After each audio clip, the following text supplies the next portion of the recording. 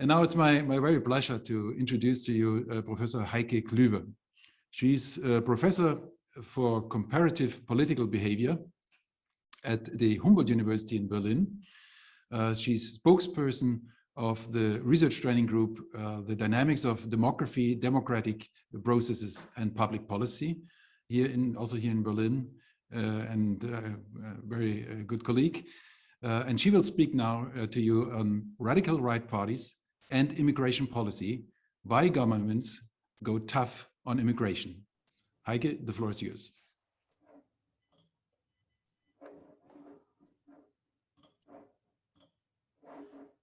Okay, hello everyone. I hope you can all see my screen. Let me just put this into a full screen. Okay, so first of all, thank you so much for inviting me again this year to present at the Berlin Demography Days. It's an honor here to be able to speak to you from a somewhat more, not maybe directly related demography discipline, which is political science.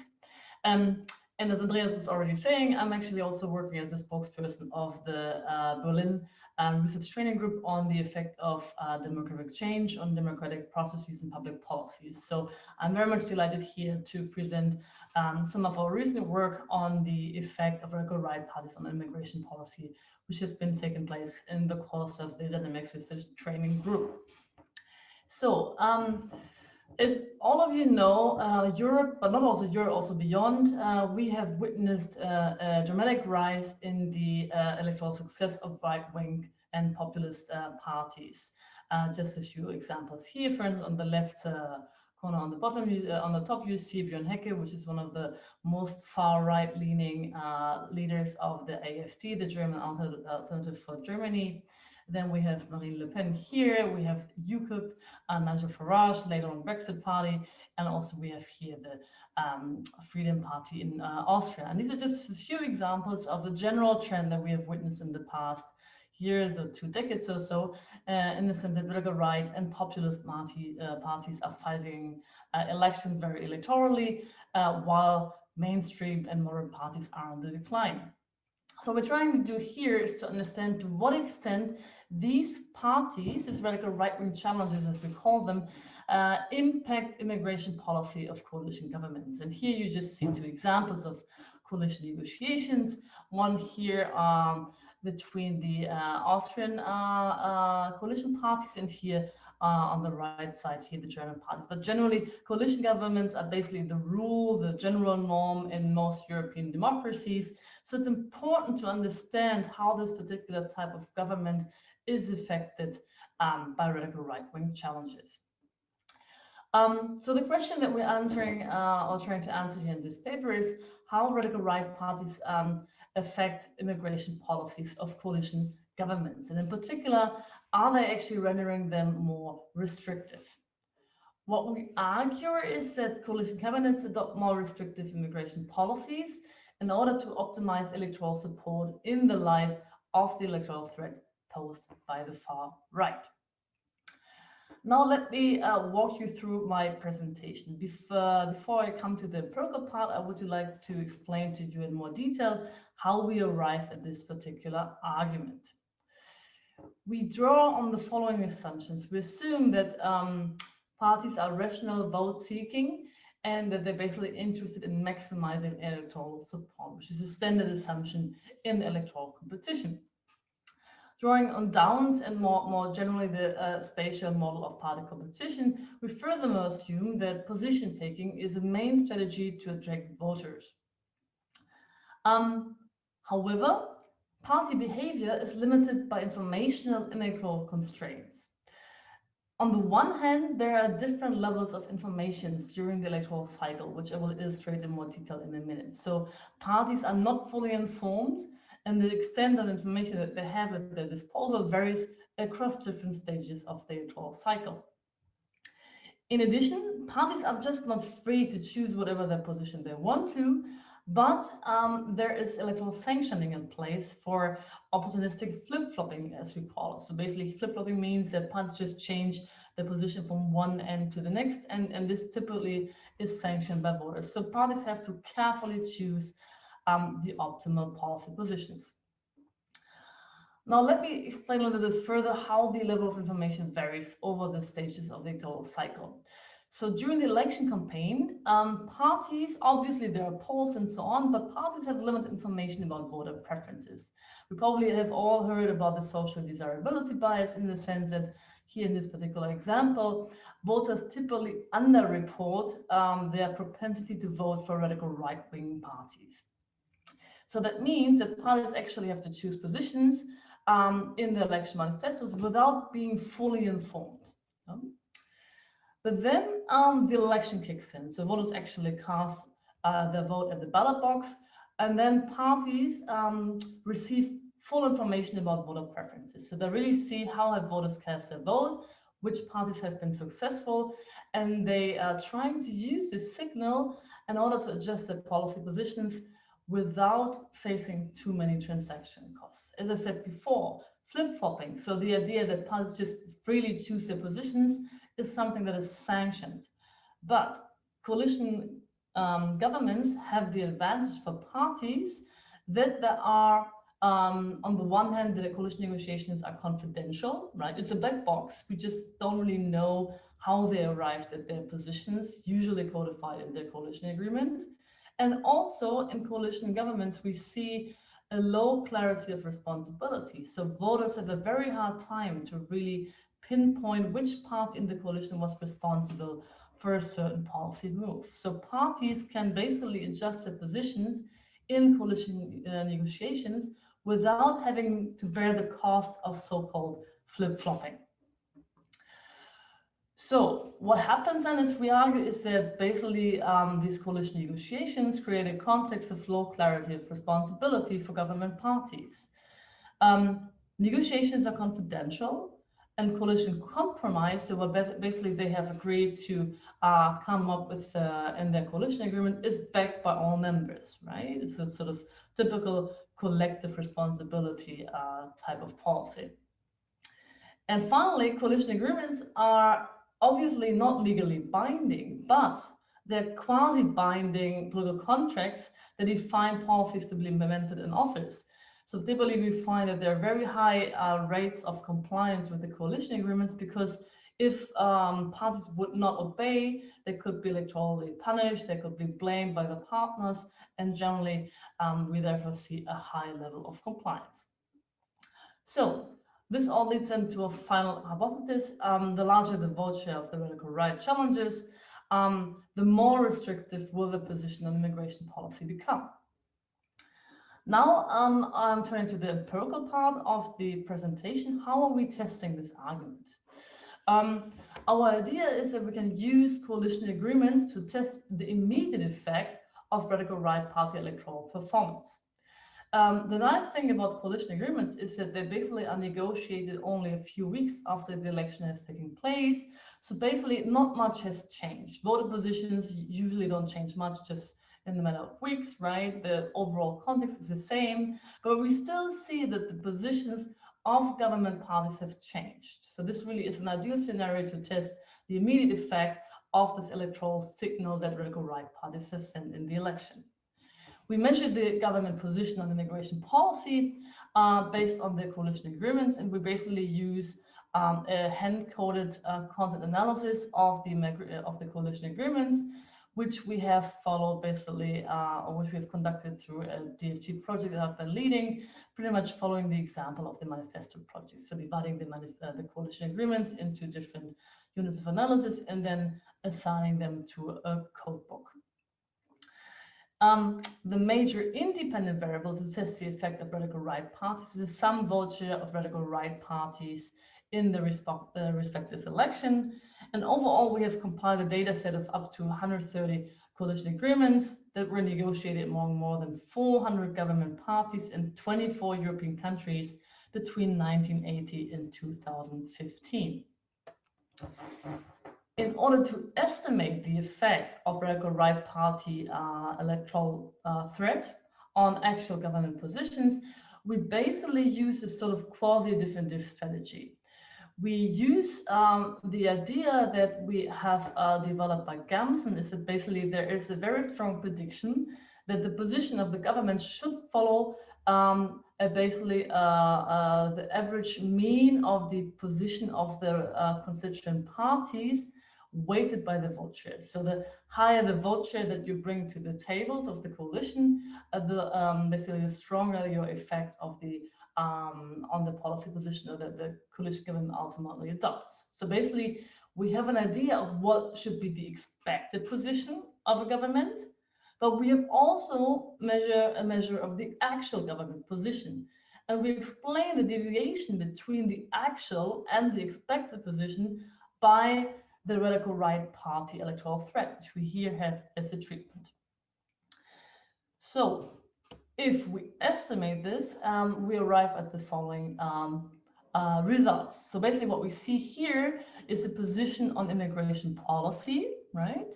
On the y-axis, and here we see the result of the electoral threat that was rendered by the radical right party. On the one hand, measured as radical right parties in parliament, and here radical right parties in government. So what we find here is that coalition governments that are faced by radical right parties, either just in parliament or in government, that they adopt significantly more restrictive immigration policies than coalition governments that are not exposed to a radical right challenger. So, what is our main finding? We find that radical right challengers substantially affect government policy on immigration. We do find that coalition governments that are exposed to successful radical and populist right challenges adopt significantly more restrictive immigration policies.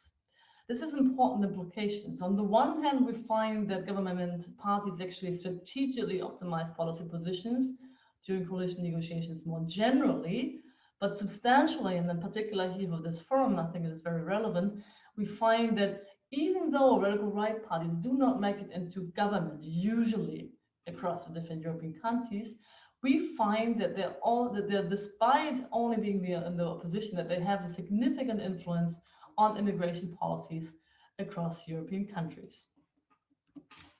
Thank you so much.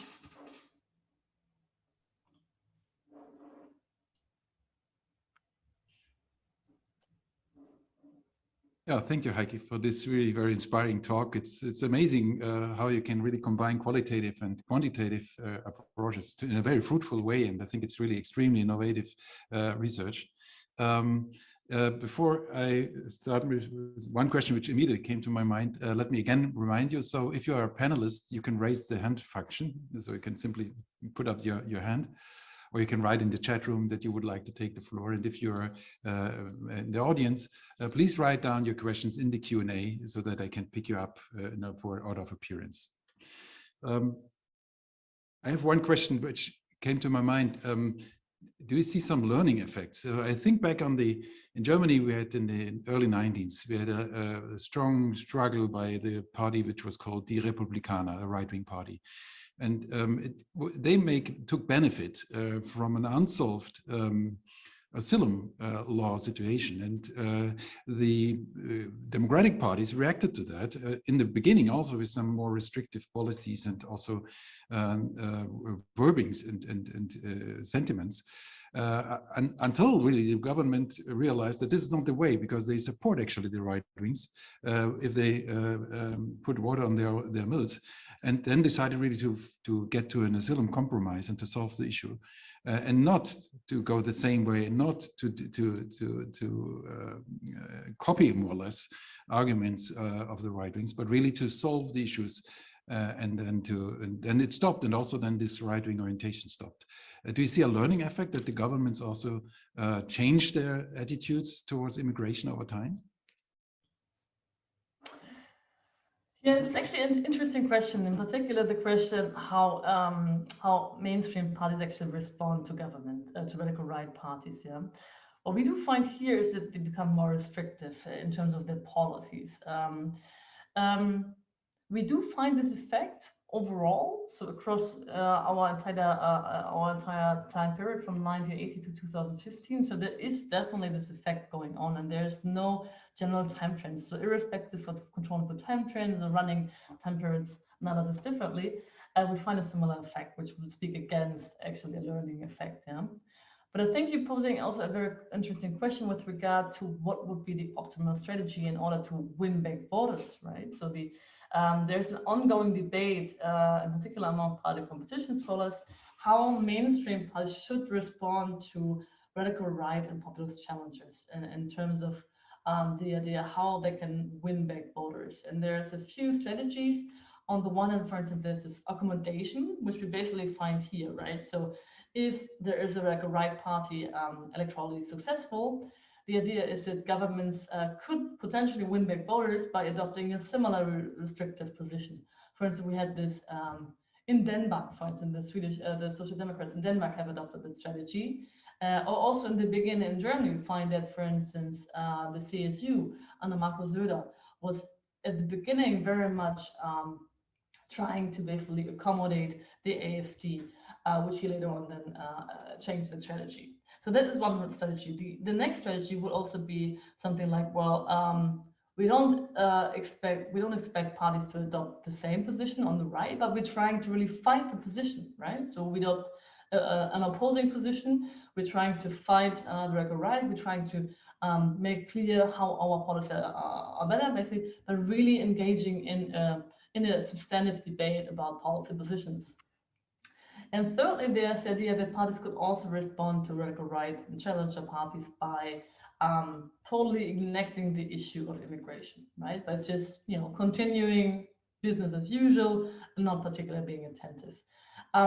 We don't really find a consistent effect right now. There's some evidence accommodation could actually work, right? The Danish Social Democrats might be an example, but this might come at the cost of losing core voters, right? So this is something that we really have to engage now in the future more specifically, and also trying to really pinpoint what is the characteristics of the issue at stake, right? So it's not only the position of your own voters, but also about position of undecided voters, right?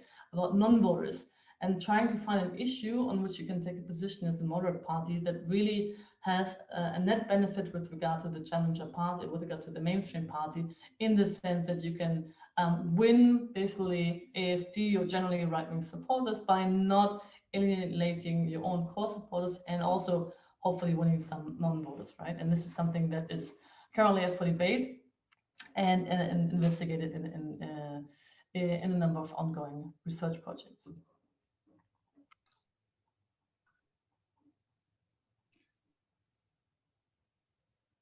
Yeah, thanks a lot. This was, I also think, but it's just a feeling that to copy right wings is always a bad idea. I think in advertisement it was always an example. So if you say Pepsi is better than Coke, you make actually an advertisement for Coke. But just a little fraction. Nico van Nimwegen took the floor. Yes, I would like to thank you for this presentation and actually follow up on that discussion that you just raised, Andreas. So we just had elections in the Netherlands, and well, from the results, it was obvious that right-wing parties have a dominant or very strong position, about 20% in our country. But what I would like to point out is that, and what you already alluded to in your presentation, Heike, is that the impact of right-wing parties goes beyond the actual number of seats that they have in parliament. Because, for instance, which was shown in an analysis of election programs of non-right-wing parties, center parties, center left, center right, it showed, or it gave the impression at least, that they are taking over some points of the right-wing agenda and integrate it in their center politics agenda. So there's a kind of filtering down effect, if you could call it like that, of ideas that used to be kind of the monopoly of the right wing and the extreme right wing are filtering into the party programs of other parties. So it all depends also on the indicators that you use if you are studying the impact of right-wing parties. So it's not just indeed the number of seats in parliament, but also how their ideas filter through. So could you comment on that, please? Yeah, thank you so much, Nico. It's a very interesting question. Yeah. And it's actually also something that we find very consistently across different outcome measures, is the effect of radical right-wing parties on other parties, on also voter attitudes. Yeah? For instance, there's a couple of papers that have showed that whenever radical right parties enter parliament, other mainstream parties actually adjust their positions. So basically, along the lines of the strategy that I've just discussed, one typical scenario that we observe is whenever radical right parties enter parliament, the manifestos of established parties typically also become more restrictive on immigration. That's something that we can observe across Europe.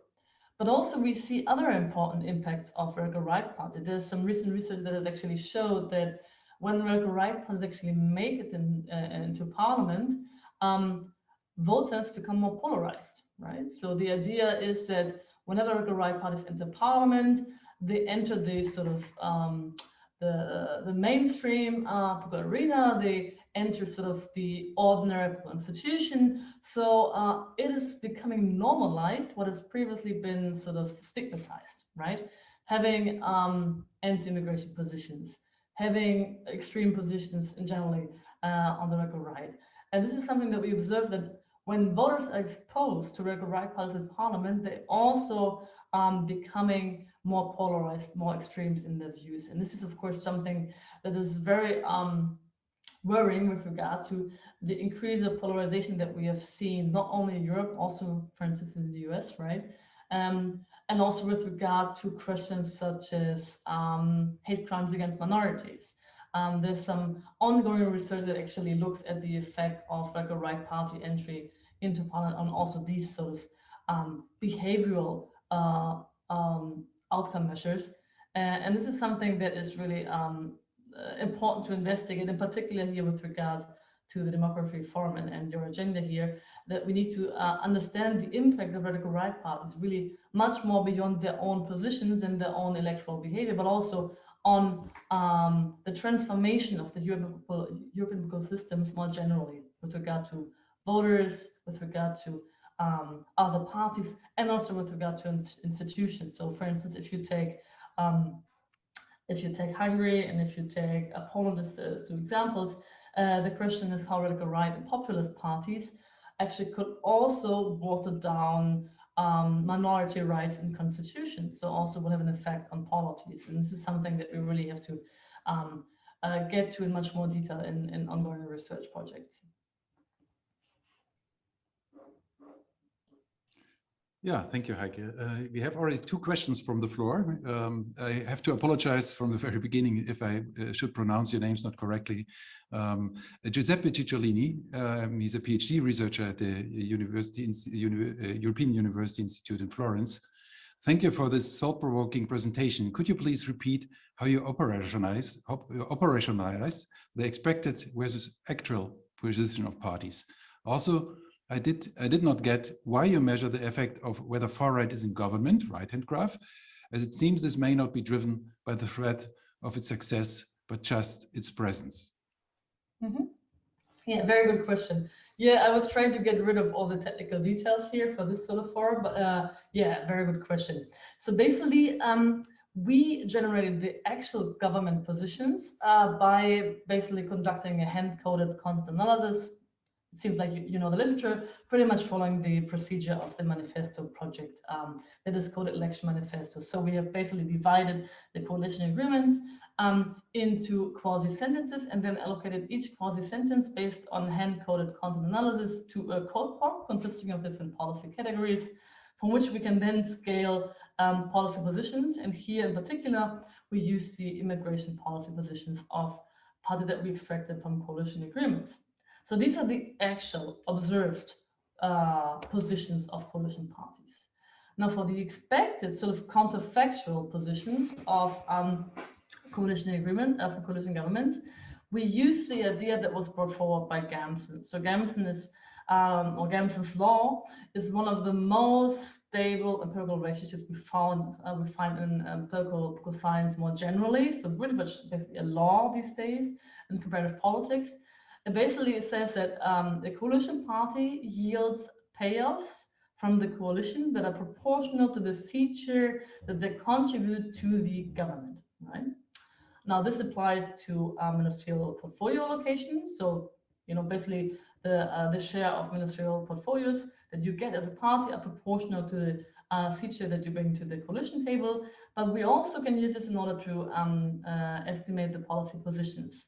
So we basically constructed a policy position of the coalition, of the expected coalition position, that is basically the average of the positions of the constituent parties that are weighted by the share of seats that they contribute to the coalition. Yeah, and this is something, for instance, this measure has been used in a number of different empirical applications in the past to have a proxy for the coalition position. For instance, they use it in coalition research. They also use it in research explaining the positions of, or measuring the positions of governments in the Council of the EU, right? So you also are having the challenge to measure the position of the government there. So basically, it's a very theoretically established position by Gamson, but it's also empirically shown that this is really holding and that people are really using this. And basically, then what we do is using the difference between the actual government position that we code with the expected position that we produce on, based on Gamson to estimate what is the causal effect of the radical right party entry. Now, I talked for quite some time. I forgot the second question. It was about the government, right? So basically, you could also say it's like a placebo test, right? So a lot of people that have seen the presentation before was like, okay, is this really effect of radical right parties in parliament, or is it just radical parties in government? So we basically just use it as a robustness check, whether this can really be only explained by the few parties that are in government, like the FPÖ, for instance, in Austria, or whether there's something more general. And we basically see no matter whether we treat this separately or basically as a compound measure, we find that radical right parties affect government policy. Yeah, thanks a lot. Here's another question from Angeliki Konstantinidou, PhD researcher, Center of Ethnic and Migration Studies at the University of Liège. Thank you very much for this interesting presentation. Can you please elaborate on country-specific findings? By way of example, we know that some of the examined countries have a very strong tradition of right-wing parties, whereas in other EU countries, the right-wing parties is a new phenomenon. In this context, how does the contagion effect of the right-wing parties compares in countries where the right-wing parties were scarce with countries' strong right-wing tradition over time? Mm-hmm. Yeah, thank you so much for the question. Also a very good point. Basically, in this paper, we were interested in the overall effect. So basically, we ignored country-specific differences, but basically including country-specific fixed effects, right? Which would basically control for a specific country variation that is not a major concern of our paper. And when we control for country-specific differences using these fixed effect specification, we find this overall effect, right? But I think you're pointing at an interesting question, sort of the contagion effect you call it. There's some recent research by a few colleagues, such as Lawrence Esvero, Tobias Böhmelt, then also Jim Adams involved, and that actually show that there's somewhat of a diffusion effect going on, right? So the idea that you as a party observe what similar parties in your party family are doing in your neighboring countries, and therefore may adopt similar strategies, right? And that is an idea that was applied to political parties more generally, right? For instance, social democratic, Christian democratic, conservative parties, but that may as well travel also to radical right parties. And the idea that, or basically the observation that they also have their European-wide congresses. You might remember the sort of, the picture, with all these radical right and populist party leaders assembled on the stage. I think last time I was in Saarbrücken or something. That they also have this transnational alliances, which actually speaks or supports the idea that there's some information exchange going on, that may also be some imitation of successful strategies. So I wouldn't be surprised that ongoing research would also find some similar findings for this particular party family.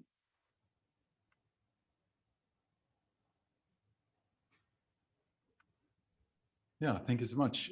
We have a little time for a short question. Michael Hermann wanted to take the floor. Michael, please. You have to unmute yourself. Thank you very much indeed for this really inspiring presentation. I have a question that might be a little bit off but related to the topic. And I wonder how far is the fact that the right is instrumentalizing the immigration topic due to the fact that the other parties don't have a constructive discourse on the immigration issue?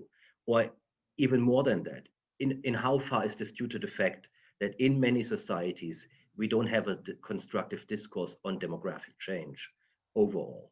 Yeah, I mean, we should put migration in many ways in the context of fertility decline, shifting in population trends, population aging. And I don't really see this discourse, this constructive discourse happening in societies. And I think this makes societies very prone to having very biased and incorrect and politicized conversations also on the migration issue. Back over to you.